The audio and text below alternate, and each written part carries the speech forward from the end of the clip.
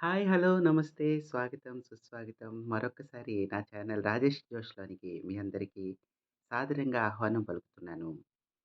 పోయినసారి చేసిన నా లాంగ్ వీడియో ఒక పాటను విజిల్ రూపంలో అడిగాను కదా! దానికి స్పందనగా మీరిచ్చిన సమాధానాలు చాలా సంతోషపెట్టాయి. చాలా ఆనందం కలిగింది. అన్నట్టు ఇవాళ సంక్రాంతి పండుగ కదా! అందరికీ సంక్రాంతి శుభాకాంక్షలు. సంక్రాంతి అనగానే ఒక పాజిటివ్ వైబ్ కదా! రైతుకేమో పంట చేతికొస్తుంది. ఏడాదంతా కష్టపడిన పంట చేతికొచ్చిన తర్వాత, ఆ పంట గాదుల్లో దాచుకోవడం, అలాగే వనితలందరూ మంచి పిండి వంటలతో విందులు చేయడం, వాటన్నిటిని మనం పెద్దలకి నైవేద్యంగా పెట్టుకోవడం, ఇంటి ముంగిట రంగవల్లులు, హరిదాసులు, గంగిరెద్లు ఇవన్నీ కూడా వైభవం.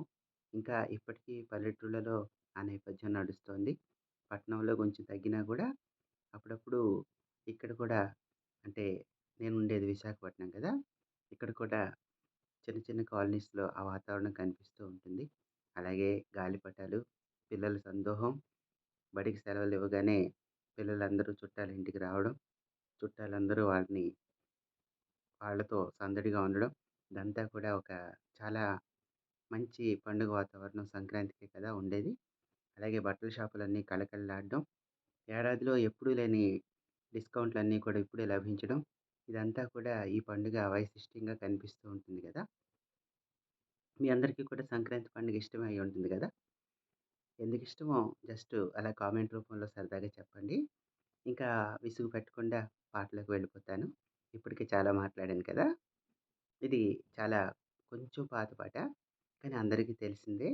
సంక్రాంతి అనగానే మనలో ఒక మంచి ఫీలింగ్ రప్పించే పాత పాట. క్లూ ముందుగానే ఇస్తున్నాను. కెవి మహాదేవన్ గారు దీనికి సంగీతం చేశారు. దేవులపల్లి కృష్ణశాస్త్రి గారి పాట.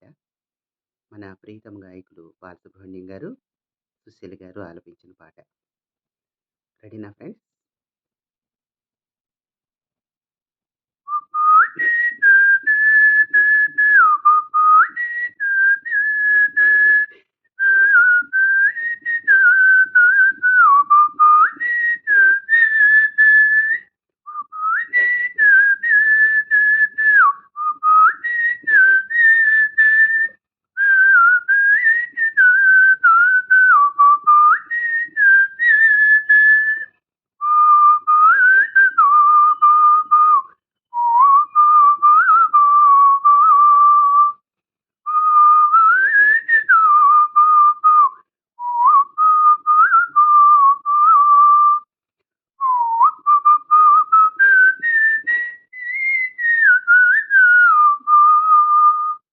ఈ పాట గుర్తుండాలి. గుర్తొచ్చుండాలి కదా! సరే. ఇంకోటి పాడేస్తాను చరణం.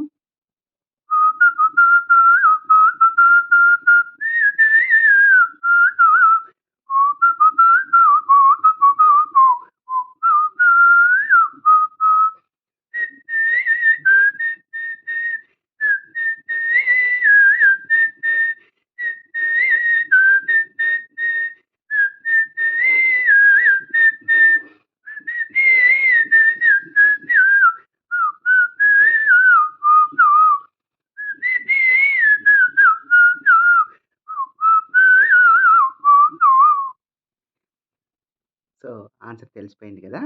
మీ జవాబు కోసం చూస్తూ ఉంటాను.